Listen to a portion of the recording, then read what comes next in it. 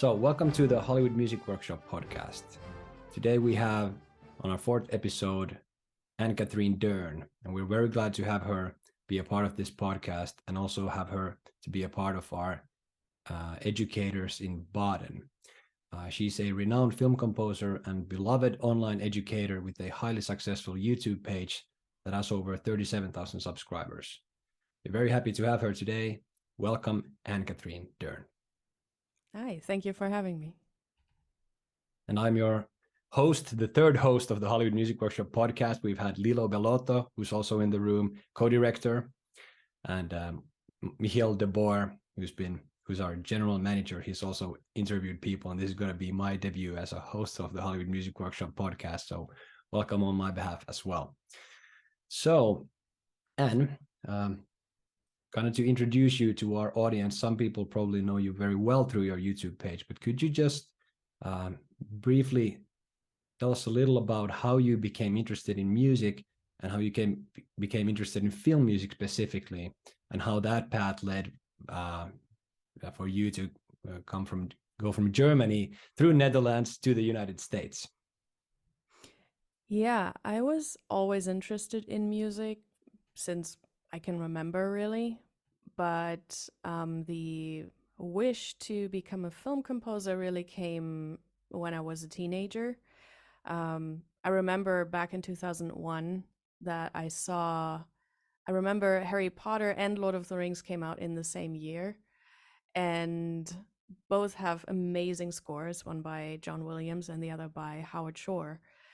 And the only films that I had been aware of that had, really notable music in them was before that was in the 90s, all the Disney animations. And I remember Titanic by James Horner.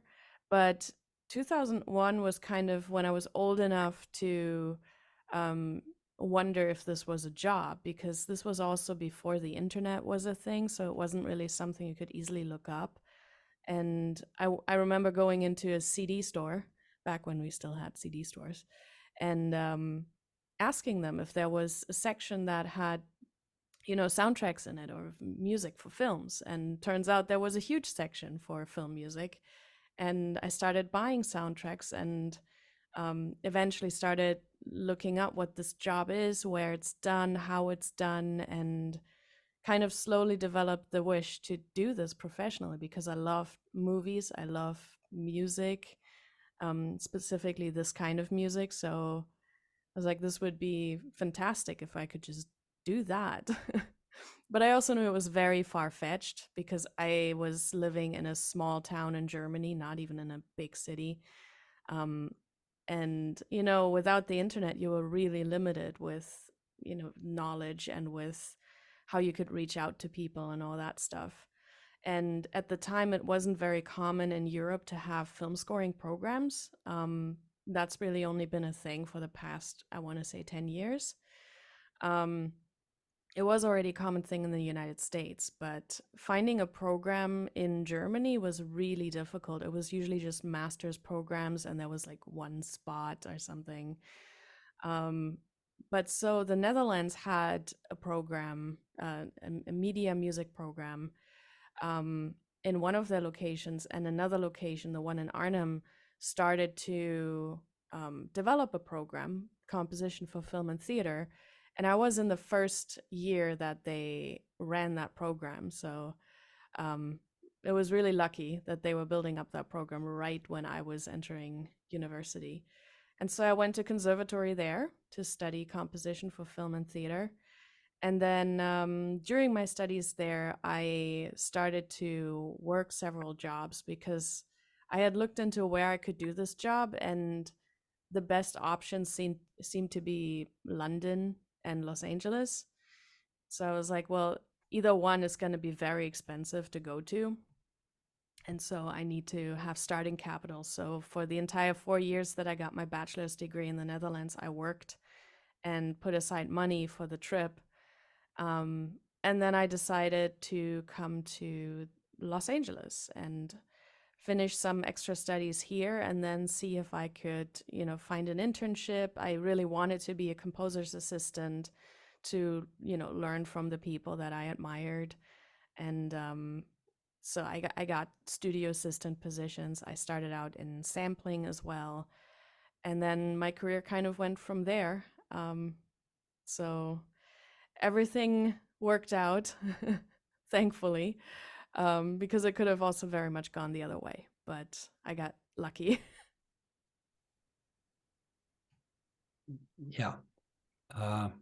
Did you always know that that's the end goal is to become a film composer? And did you ever feel stuck when working, let's say, an assistant job, or working for, in your studies, you said you were in a small town of Germany and you maybe had that feeling, perhaps, of feeling stuck. So did you ever have that? But did you always kind of see that end goal and kind of work yourself towards that, or what was the process like? Yeah. I still feel stuck all the time, to be honest. I think we all do. Um, because this industry, it's such a niche, right?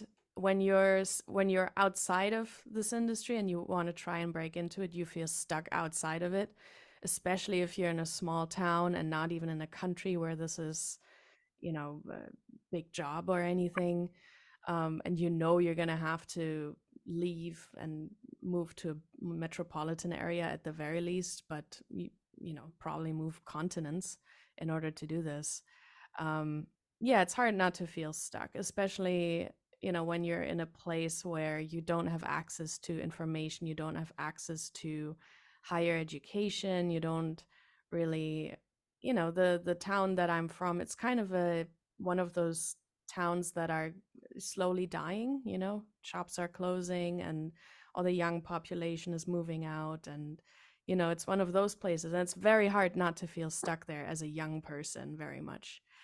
um, and then once you're in the industry, you also always feel stuck, whether you're like, at first you feel very fortunate to be an assistant and to have a foot in the door and to have an income, and you feel really fortunate. Then you do that for a couple of years and you don't really see your career moving anywhere. You've learned most of the things that there are to learn. It's probably like any other job, I guess, where you want to get to the next phase, and if you're not getting to the next phase, you start to feel restless, I guess. And is it was very much a thing, and I mean, that's why I stopped eventually being an assistant and transitioned out of that. And then you run your own business and you start getting your own work, and then you start to feel stuck with the level of work that you're getting, of course, because then you're like, okay, I can book these types of movies and these types of games and TV shows, but how do I get to the next level? How do I get to the other stuff that I really want? And so then it becomes this other uphill battle, and it comes in waves usually. You can be stuck for several years scoring the same things, and then all of a sudden, your agent gets a call, or first of all, you find an agent who wants to work with you, and then you again feel fortunate, and you're like, okay, this is my ticket to the next higher level. And then again, nothing happens, and you just keep, you know being in that rat race the entire time. And then out of nowhere, a call comes to your agent and goes, we have something for Anne, and it's a way bigger thing than you've ever worked on, and there's no particular reason why that happened in that moment. And I think for me, especially over the past year or two, something very important was learning that I don't really have control over it when things happen. All I can do is keep working, keep putting out hopefully good stuff that people will hear eventually, and just let things come to me, and just try as best as I can. But I don't have any control over who sees my stuff in the right moment and has the right thing for me and really calls. And it's just, things happen at their own pace, and it's just, I guess, part of the journey to accept that you have very little influence on the pace at which stuff happens. Yes, that's exactly right, I feel. And also regarding being stuck, I think, as you said, everybody has that in some way or another. For me, sometimes just having a job is sometimes what I tell myself is that I just should be grateful for the thing I have right now, because that's the only thing I can affect to make this job the best that I can. Not worry about Yeah. what happened in the past and what's going to happen in the future. Yeah, the acceptance of the fact that there's not that much we can do for when stuff happens. Of course, Yeah. it's a big step. It's a big step of growing up, I guess, to learn that probably in no area is the world a meritocracy. You can work harder than anyone else and still not get the thing. So it's really difficult at first to accept that, you know, because we're always taught when we're young, well, if you work hard, you will get rewarded for it. And the reality is that there are so many other factors that play into whether you get rewarded for it or not, that yeah, it's very hard to come to terms with. That's correct. But I think just the main thing is to always move forward. Either a small step, a big note, a big score, whatever. If it kind of moves us forward in whatever way, that's the main thing, I guess. And And looking back, I guess, as well, because sure, sometimes when I get a little moody about where I'm at or what I wanted and didn't get, and you know, we all have these moments of frustration, I just try and look back and see, where was I at 3 years ago? Where was I 5 years ago? Where was I 10 years ago? And usually the answer is, I would have killed to have the opportunities that I have right now. Um, so I try to not be so ungrateful for all the stuff that I do have, because it's so easy to look at all the things you don't have, that you want and that other people have. And, you know, especially comparing yourself to other people, always a dangerous thing. Um, so I try to look back at my journey and just kind of see how far I've come, because it's so easy to forget. yeah, I very much agree with that. And regarding on the topic of looking back, as we're today discussing more about the education side of things, of being a mentor and being a mentee, I'd like to see come back to your studies once more and maybe your journey so far, to ask about if you've had any great mentors or teachers throughout the years, or if you still have them, and what they've meant to you, or what it has meant for you to be a mentor to others. Yeah, I do have mentors still, and have had them all along the way. I think you find them as you go, not necessarily even just through school. I mean, obviously you have your teachers in school, um, but I find most of my mentors are actually working people. Um, One of them I would consider, for example, Richard Bellis and the whole ASCAP team. I was part of the ASCAP film scoring workshop that they have every year. And they're a really supportive group. They're a screen scoring team.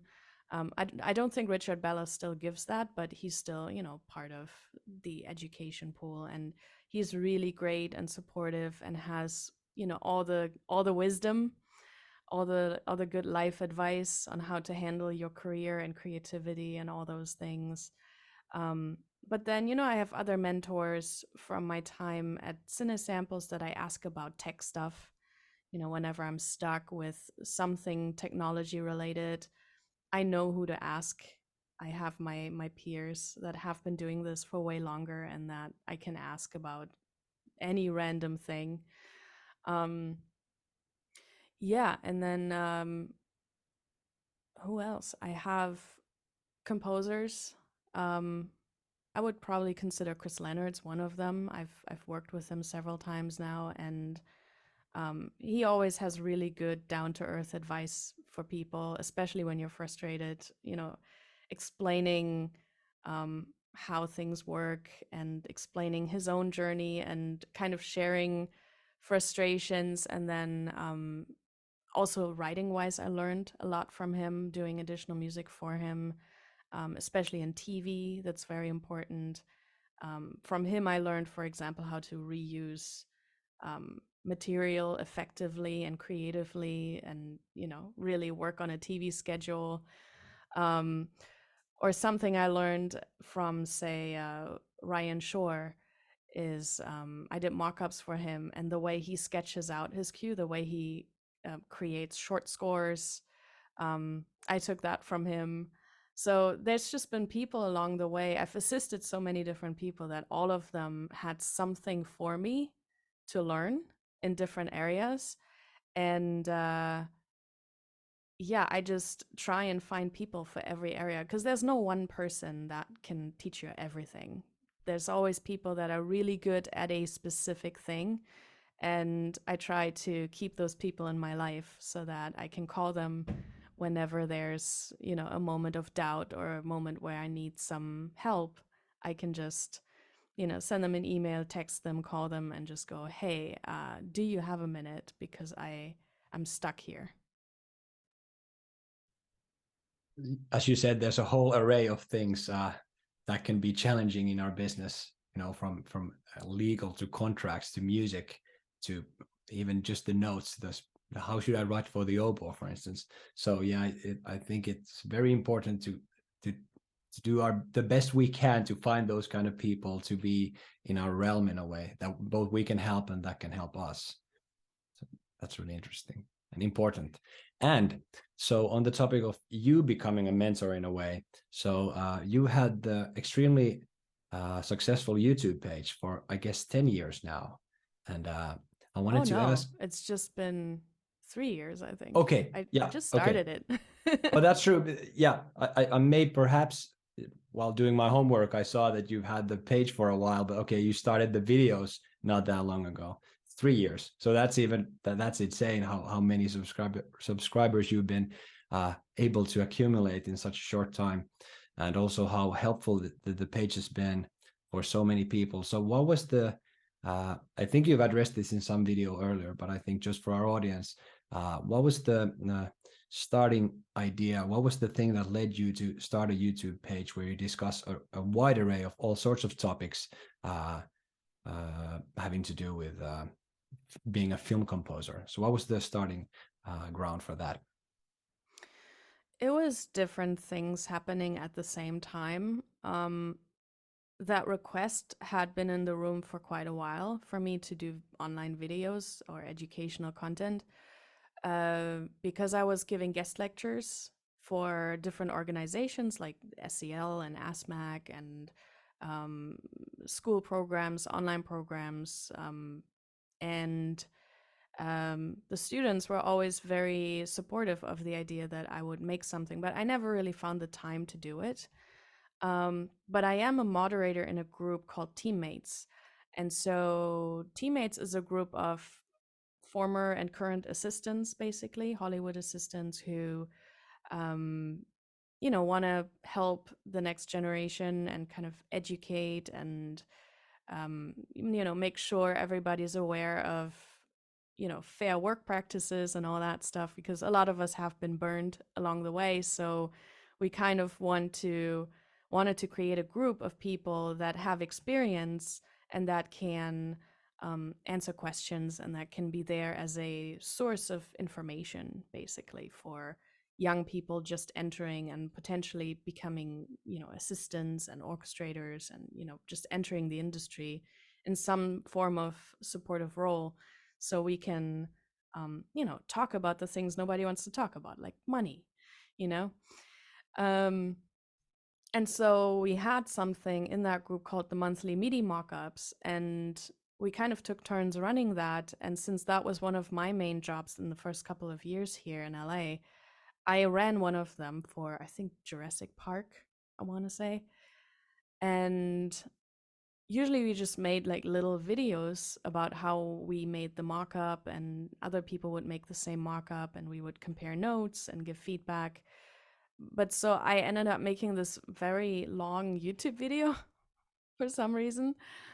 And people really liked it and were like, can we have more of this kind of walkthrough, how you made something? Because they were like, it's really nice to get that from a working composer who knows, the quality standards and how things are done behind the scenes. Because most other channels are mostly library composers, which are also working composers, of course, but it's different. It's a different scenario in which you work. There's a handful of game composers that have really useful channels. I want to say Austin Wintory has one that is really great.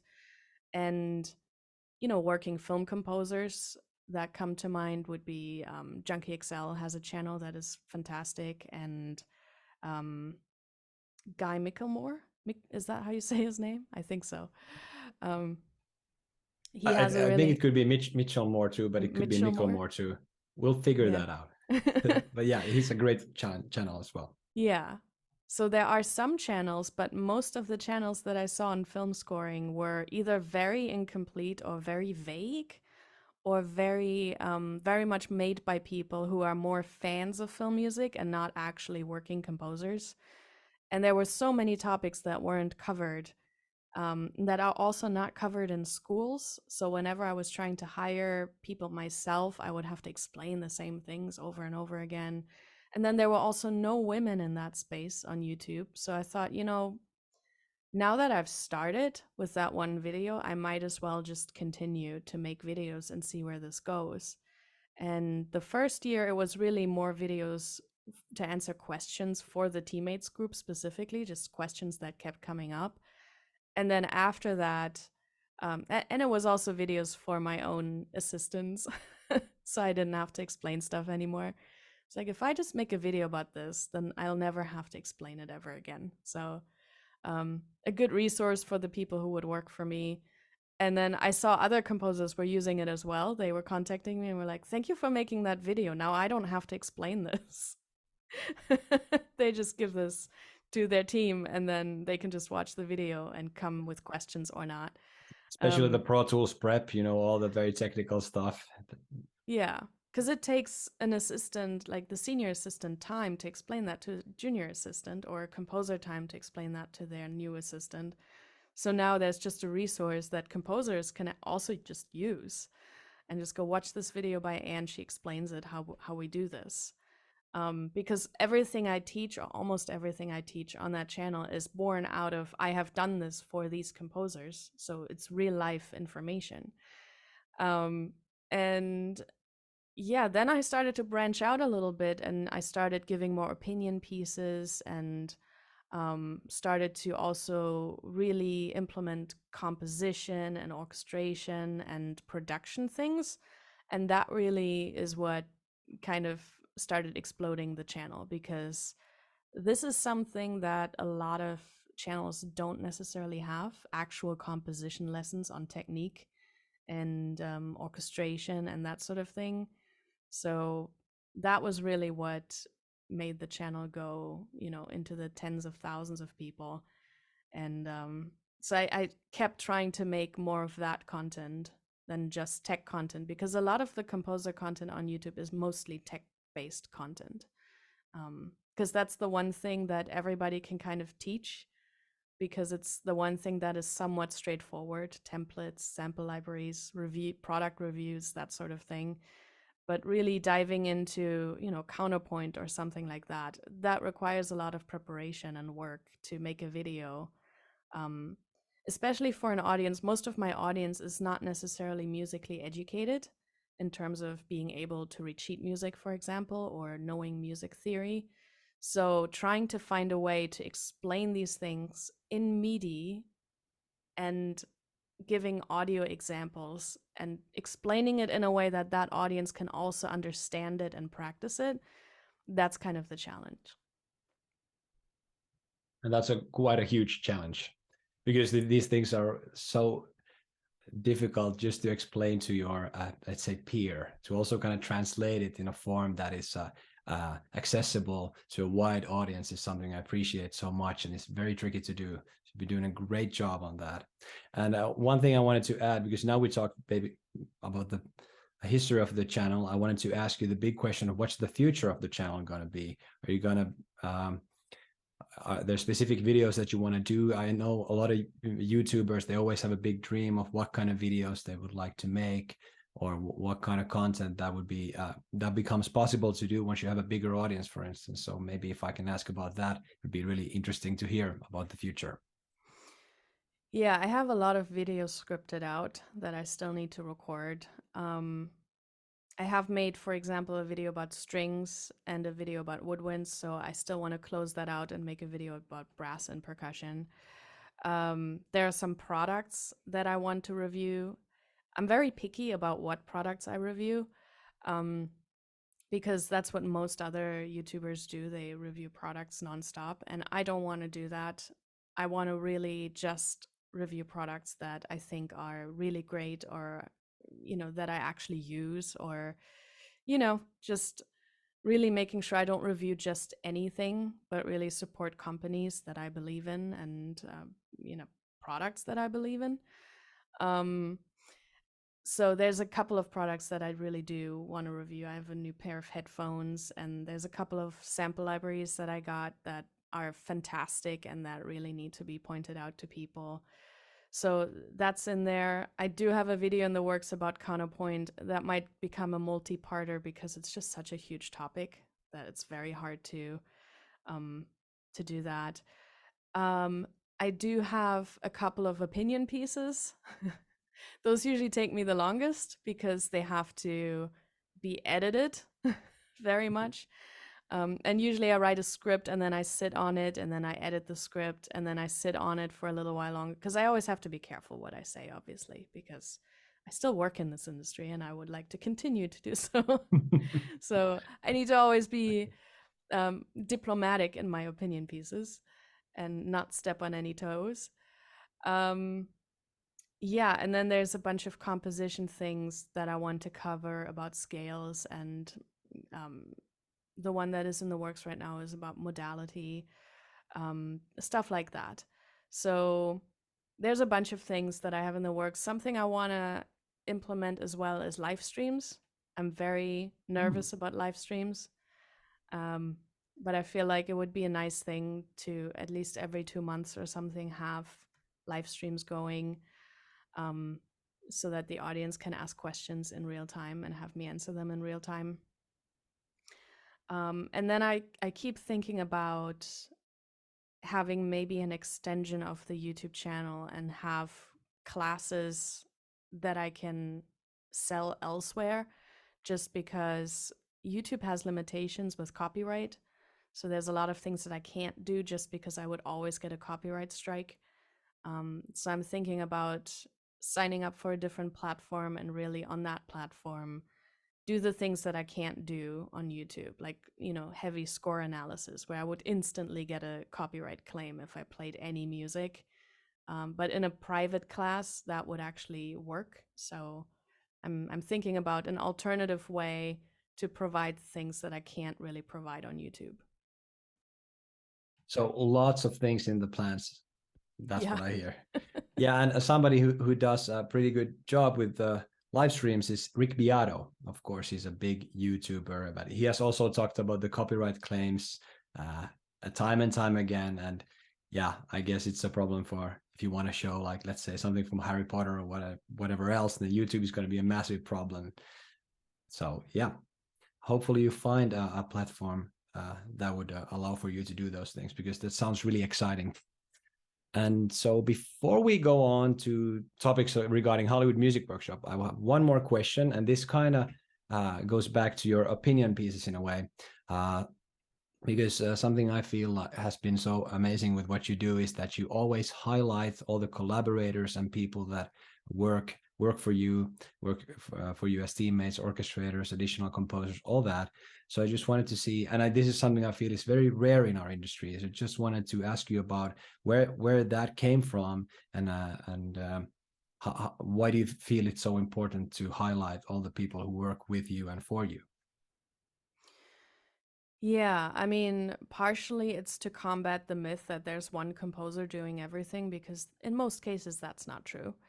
Um, and to kind of, get away from that stigma, because every other department, it's fine to have multiple writers on a movie, even multiple directors, multiple in every department. But for music, it seems like people are still very much in that mindset of, no, there's this one genius behind everything, when really there's usually a huge team of people doing everything. And part of it is born out of the teammates group and my own experience as an assistant or a team member in some kind of supporting role. Because the amount of times that I've been asked to ghostwrite, or that credit was not given, or that I was basically hidden from the production, it's a terrible feeling. I know a lot of people would now say, well, you should just be grateful that you're working on these productions.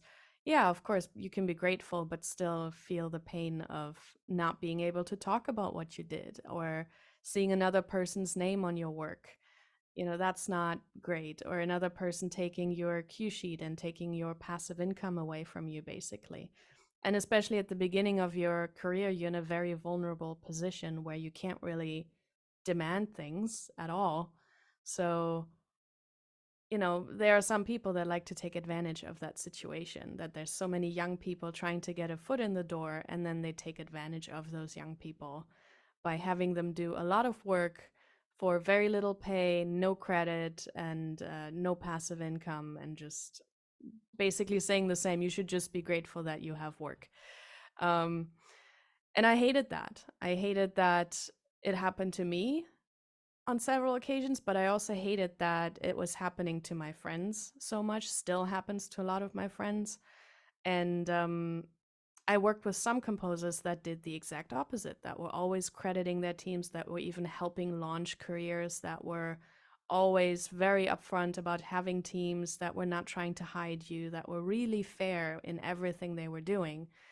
And it was such a different experience to work under those people. The level of appreciation you feel and the level of gratitude. And, you know, it was such a healthy team dynamic that you would have. And I thought, well, if I'm ever in that position, I want to do the same because this feels much better. Um, and it feels much more ethical. And those composers are usually much more respected within our community as well. And yeah, it was just something I saw both sides of it, people running ethical um, teams and people doing it the unethical way. And I just, especially as being a moderator of teammates where we talk about these things, I was like, well, I need to probably set an example on the positive side and see if other people, because I know that, for example, Austin Wintory does that too in his YouTube videos. He also showcases his team and has them speak and, you know, gives them their spotlight. So it seems there's enough people in my generation that are starting to make this just a very common thing, so that hopefully 10 years from now or something, it's just normal to um, showcase your team. And I mean, it's such a nice thing in general. I mean, it's such a good thing for any production to see all the voices behind the scenes and not just pretend like I did everything.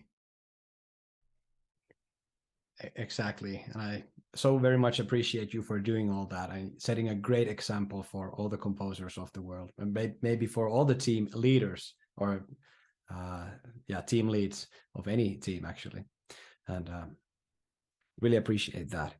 And so let's see. I think we're moving on to some Hollywood Music Workshop questions, because that's also exciting for everybody who's coming to the class. There's plenty of people coming to the class, and there's still time to enroll if somebody is a bit of a late, not an early bird, but a late bird. There's still some time. So about a year ago, you gave a Zoom class called Workflow, and now you're giving an in-person workshop in Baden, Austria in August. So I wanted to see and ask you how these classes are going to differ, the workflow and the musical storytelling one, and how you think it's going to be different to teach interactively, yes, online, but how it's going to be different to teach in person in Baden. Yeah, it's gonna be probably much more interactive in person, just because, you know, you actually get to be there physically with the students. Um, and I mean, I'm hearing Baden is a lovely location. I've never been, so that's gonna be nice. Really looking forward to the food. Yes, it's great. A very lovely So I place. hear. Proper beer as well. Absolutely. Lots of it. Kind of cheap. And the thing is that the difference between the workshops is mainly going to be this one's going to focus more on writing, and it's going to have a more interactive task, um, actually scoring a film scene and actually, you know, getting feedback from me. I know the first one had a small interactive task about applying different techniques that I was teaching for varying melodies. But this one's going to be specifically about storytelling, musical storytelling. The other one was about workflow, which was more about the process from start to finish. But a weakness that I always see in a lot of educational programs, and when I start to try and work with people, or I put people on a trial period and see how they do, one of the issues is always the storytelling aspect, because a lot of schools teach writing, and they teach writing in terms of individual scenes, or they teach writing away from picture entirely. And I'm like, well, there's a very specific art though to have thematic material and tell a story with that thematic material, and stick with one style and really score a 90-minute movie or longer with that material, and develop it, and say something over time with it, and start changing the material based on how the characters change or the locations change, all that stuff. And that's where I think a lot of educational programs really fall short, because they don't do long form compositions. They usually just do write a piece in this style. But that's not really storytelling. That's just setting a mood, which is certainly a way to go. But if you're scoring a 90-minute movie, chances are that the score is going to be at least around 60 minutes long. That's an hour of music where you have to be able to tell a story. And the scores I mentioned earlier that got me into this, Harry Potter and Lord of the Rings, are actually prime examples of you could just listen to the soundtracks and still follow the story, because the music is so good at telling the story through themes and through development. And these scores, they're fantastic at using leitmotifs and then spreading them over hours upon hours of movie material. And it's something I loved doing as a teenager, to just listen to the soundtracks and reimagine the movie in my head with the soundtrack. And so that is kind of what this workshop is going to be about, to dive into how do you actually do that? How can you make a score that if you listened just to the score, you could still follow the story? And also reminds me of something I guess a lot of composers have said, that like film composers, to be a film composer, it's not only enough to write good music. You have to write the right music for that movie, and perceive yourself as being a filmmaker, not only a composer, a filmmaker who happens to know music very well. And I think that is something that's in common for all the great film composers out there. They're really scoring the story, to say. So I think it's super important that you're giving this class on this topic specifically. And so just one more question regarding the class itself, coming from the participants' point of view. How can the participants prepare themselves for this 3-day class? And what kind of stuff, gear, software should they bring? And what are they expected to do practically? The interactive task will be scoring to picture. I will pick a scene from one of my movies, and we will go through the themes of that movie, and they will basically be using my themes but adapt them to the scene. They might get different scenes to pick from, just so that it's, because I know we have a lot of participants, so we probably don't want to watch the same. Initially I thought, well, we're just all going to do the same scene, and now that I see the amount of people that signed up, I'm like, I should probably do 3 scenes or something that they can pick from, just so we don't watch the same thing over and over again. It would be good to have some kind of mobile rig to bring, some laptop, or some people like the Mac Mini or something like that, and to have at least a basic template to go, just so you don't spend time loading instruments and stuff, because it's going to be such a fast turnaround and such a short amount of time that just have a general template going, just a small, one of each instruments. We're probably going to keep it mostly to orchestral stuff. And then they're going to be scoring those scenes kind of like an additional writer would, basically. Getting my themes, getting briefed on the scenes, and then basically adapting the themes to the picture. That sounds exciting. It really does. Like a real life job in a way, but it's a safe environment. That's the good beauty of Hollywood Music Workshop. Something that Conrad said, that the stakes couldn't be higher and they couldn't be lower in a way. There's lots to gain and nothing to lose. So that's really exciting. So good that we have this, because this is something we get asked a lot. What kind of gear? What's the assignment going to be? And then I think we're ready for the audience questions, but I just want to see if Lilo, do you have a question or something you want to comment on before we take a few questions from the audience? Oh, we cannot hear you right now.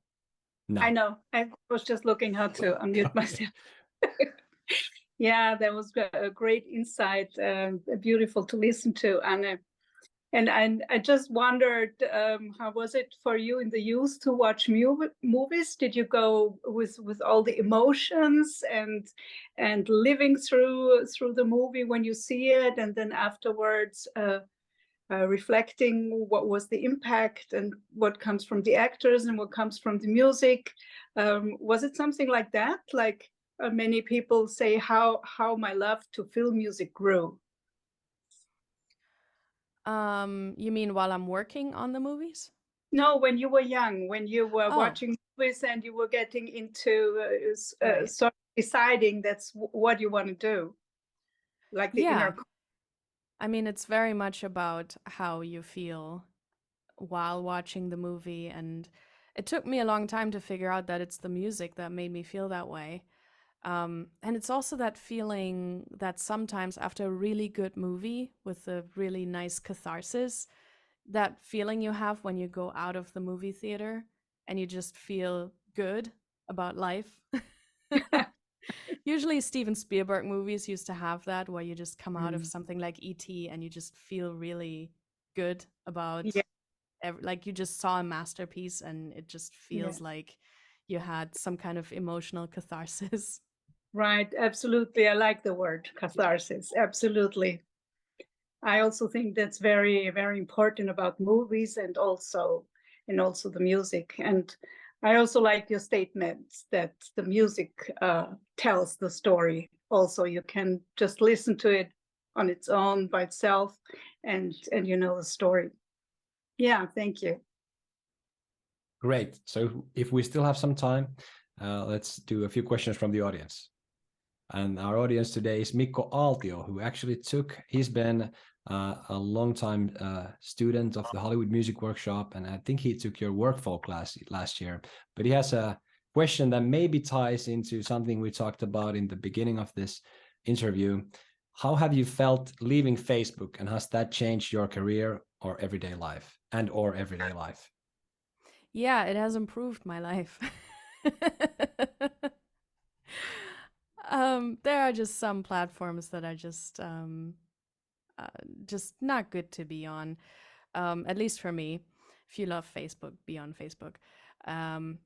But yeah, I was starting to feel frustrated by being on so many different platforms all the time, doing so much PR all the time, and I was looking at, I couldn't really grow on Facebook anymore.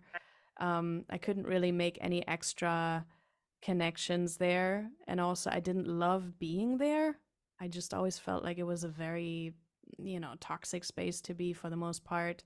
I stayed for a little while longer for the composer groups, but eventually I was like, what am I doing here? So yeah, it has not had a negative impact on my work. If I was starting out, I would definitely be on Facebook, just because every social media platform has its own crowd of people, I guess. But something that's actually been more beneficial has been being on Twitter, which is not necessarily a friendlier place, I will say. But there's a different crowd hanging out there, and it's easier to organically connect with people. So that has been a little bit better, but I'm not super active on Twitter either. So I'm not very often on that platform, because also it's not the greatest place to be, but at least it feels less personal, I guess. And then YouTube has gotten me a bunch of work, actually. So that platform has paid off. And I feel like that platform is much more personal to me just because, it's my channel that I curate with the content I want to make. And, um, it's just interacting with video is much more personal than text. So that feels much better to me, to be honest. Um, so I guess it's just about picking the right platform. I always thought Instagram was not a very toxic place to be, other than the crazy beauty standards that we put on there. Um, but overall, Instagram as well is more of a platform, I think, to be connected to people you actually know in real life. And, I was looking more for platforms to um, broaden my network, broaden my reach. And I feel like both Facebook and Instagram are not the places to do that. For younger people, I would recommend TikTok to do that. It's a very organic platform that, has a very wide reach amongst specifically Gen Z. And yeah, YouTube, and for some reason, Twitter. Though Twitter is a mixed bag. It's not been getting better lately. I don't know where that platform is gonna go. Yeah. Twitter is a mixed bag, and you never know what's going to happen. The day you wake up, there's a news, something happened with Twitter. But yeah, Twitter is short form in a way and text, and then YouTube is video, more personal. Typically, you're there yourself in person on YouTube and talking. So, and you actually answered the second question basically, because that was about YouTube and how you have helped a lot of people. But the question was if you have gained some personal growth opportunities or benefits for your career through making the videos as an extra. But I believe that is what has happened. You found a new Yeah. audience through YouTube. Yeah, because it's not just hobbyists and aspiring composers watching my content. It's being watched a lot by filmmakers as well. It's being watched a lot by people in the game industry. Strangely, I've been getting a lot of game gigs, and really good game gigs from having that channel. And strangely, my agent keeps telling me even the studio executives keep watching it. Everybody's talking about the channel, but also agents watch it. There's a lot of my peers watch it. A lot of other, composers come up to me during, any types of events and go, "Hey, we've been watching your channel. Really, great stuff." So, and I also know some, a lot of sample library developers and general music technology developers are watching it. And then they forward it to their assistants that are watching it. So it's a whole network of people. And then, especially since I also put making offs on there with music examples and stuff, and demos and all that stuff. Yeah, some people have been reaching out, especially in combination with Twitter, because I sometimes tweet things that I would not put on any other platforms. And then sometimes, potential employers reach out and go, "Hey, we saw your tweet and we wanted to connect because we're a fan of your channel and we didn't know you were interested in this kind of work. But so let's talk about that." So yeah, it's pretty random, but I guess if you put it out there enough, someone is going to react eventually. So That seems to be the trick, to put out a lot of good stuff, it seems. well, People, consistency, I think, especially with algorithms, consistency is something that is very much appreciated. And I'm not even the most consistent YouTuber. I have not published a video in months, which I really need to get on. I just had too much overlapping work, and work is the number one priority. yeah. But once you have a large enough audience, the algorithm will do its thing, because your regular audience will watch the video and then it'll get pushed to everyone else. But at the beginning in particular, consistency is key on every social media platform, because that's what the algorithm rewards. So, pick a platform and just be consistent with it. And I mean, that's how I have hired people too, just having their stuff pop up on my timeline every week and it's consistently good work, then eventually I'm like, I should contact that person because I actually need a writer in that style for this project. Maybe let's have a chat. Yeah, so there's a good lesson there, hidden, not even hidden, but laid out in the open to be consistent and put out good stuff. That would be the addition I would make. Always make sure that it's as good as possible, I guess. So I want to be very respectful of your time. So I think that's it for today. But it's been very great chatting with you, and I think you've added so much to the Hollywood Music Workshop. But thank you, Anne. Yeah, thank you for having me. So the Hollywood Music Workshop will have Anne-Kathrin Dern as part of our lecture, August 2nd to August 4th in Baden, Austria. Please visit the hollywoodmusicworkshop.com to find out more about her class and other classes we have. Thank you very much. Until the next episode, I've been Rolf Gustafsson and Lilo Bellotto has been our co-director. And this has been the interview with Anne-Kathrin Dern. Thank you very much.